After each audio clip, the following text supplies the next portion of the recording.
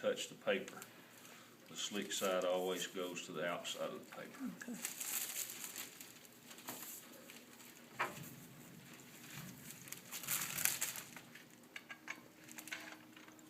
And show you something about this.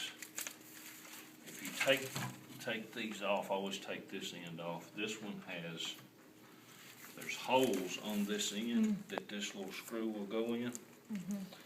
And it always goes in that second hole. There's the first one that goes in the second one. But always just leave this end with the brass alone. Just take it off on this side. If you get it in the wrong hole, then it's not gonna line up. One sheet will be this way and that, you know, they won't line up straight that way. And this, you can drop this down, you pick it up and push it to the back, drop it down like that. And that lets you get this film under it like that.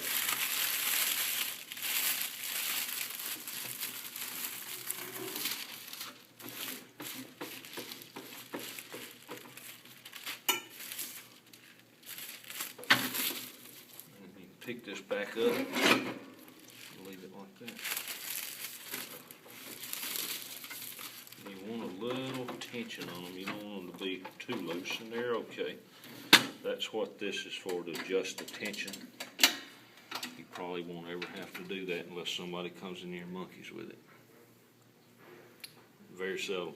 And what you do is push that down and turn the roll one way or the other, and it'll tighten it or loosen it. Put this back on there.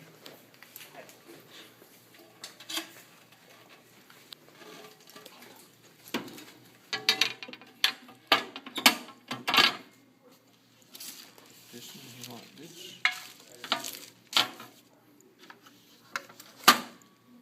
And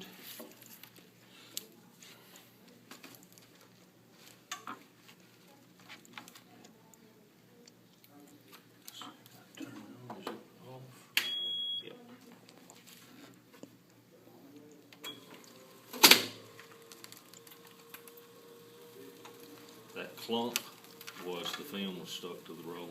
They turned it off with it. They ran 1/2 of the film out, and then you can see what damage that will do to the roller.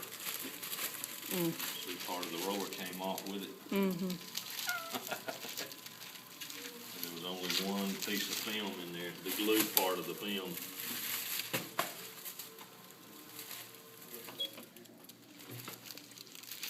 Let me show you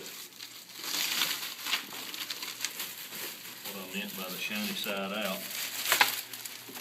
The shiny side is, you'd really want to see this on the top, and then this would be on the bottom.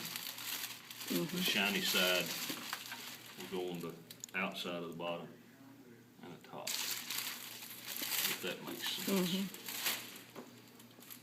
And that basically is the laminator.